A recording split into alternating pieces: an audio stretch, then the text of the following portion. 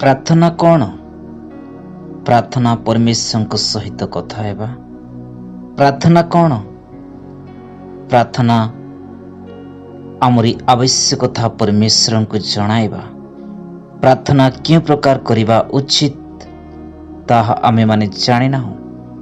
ଆମେମାନେ ପବିତ୍ର ଆତ୍ମାରେ ପୂର୍ଣ୍ଣ ହେବା ଆଉ ଆତ୍ମାଙ୍କ ଦ୍ୱାରା ଆମେମାନେ ପ୍ରାର୍ଥନା କରିବା।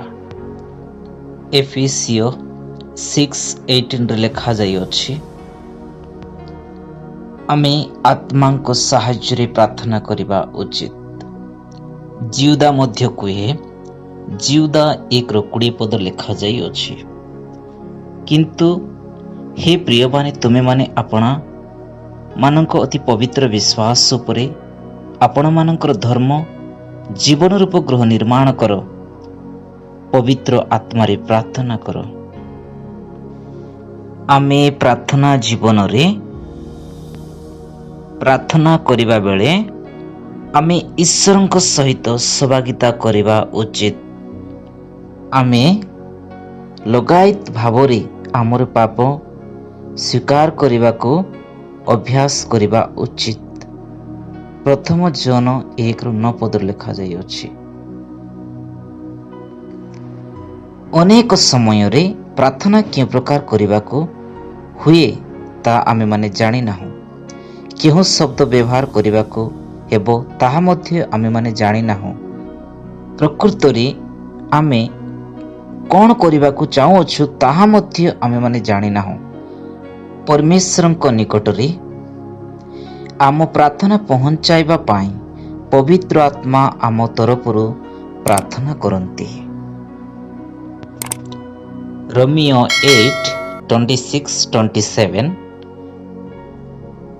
ଆଉ ସେହି ପ୍ରକାର ଆତ୍ମା ମଧ୍ୟ ଆମମାନଙ୍କୁ ଦୁର୍ବଳତାରେ ସାହାଯ୍ୟ କରନ୍ତି, କାରଣ କ'ଣ ପ୍ରାର୍ଥନା କରିବା ଉଚିତ ତା ଆମେମାନେ ଜାଣିନାହୁଁ, କିନ୍ତୁ ଆତ୍ମା ସ୍ୱୟଂ ଅଗତନୀୟ ଆର୍ତ୍ତନାଦରେ ଆମମାନଙ୍କ ନିମନ୍ତେ ନିବେଦନ କରନ୍ତି। ପୁଣି ଯେ ଆମମାନଙ୍କ ହୃଦୟ ଅନୁସନ୍ଧାନ କରନ୍ତି, ସେ ଆତ୍ମାଙ୍କ ଭାବ କ'ଣ ତାହା ସେ ଜାଣନ୍ତି, କାରଣ ସେ ଈଶ୍ୱରଙ୍କ ଇଚ୍ଛା ଅନୁସାରେ ସାଧୁମାନଙ୍କ ନିମନ୍ତେ ନିବେଦନ କରନ୍ତି। ଆମର ଦୁର୍ବଳତା ଆତ୍ମା ଜାଣନ୍ତି। କ'ଣ ପ୍ରାର୍ଥନା କରିବା ଉଚିତ ତାହା ଆମେମାନେ ଜାଣିନାହୁଁ। ଆତ୍ମା ପବିତ୍ର ଆତ୍ମାମାନଙ୍କୁ ପ୍ରାର୍ଥନା କରିବାରେ ସେ ସାହାଯ୍ୟ କରନ୍ତି। ଆମେ କ'ଣ ଚାହୁଁଅଛୁ, କ'ଣ ଭାବୁଅଛୁ, ଆତ୍ମା ଜାଣନ୍ତି। ଆମମାନଙ୍କ ହୃଦୟ ଅନୁସନ୍ଧାନ କରନ୍ତି ଆଉ ଆମମାନଙ୍କୁ ଯାହା ଆବଶ୍ୟକ ତାହା ସେ ଯୋଗାଇ ଦିଅନ୍ତି। ପବିତ୍ର ଆତ୍ମାଙ୍କ ଉପରେ ବିଶ୍ୱାସ କରିବା, ନିର୍ଭର କରିବା, ପ୍ରାର୍ଥନା ଦ୍ୱାରା ଆମେ ଉତ୍ସାହିତ ହେବା, ଆଗକୁ ବଢ଼ିବା। ଏ ବାକ୍ୟ ଦ୍ୱାରା ପ୍ରଭୁ ଆଶୀର୍ବାଦ କରନ୍ତୁ, ଅନୁଗ୍ରହ କରନ୍ତୁ। ଗଡ୍ ବ୍ଲେସ୍ ୟୁ।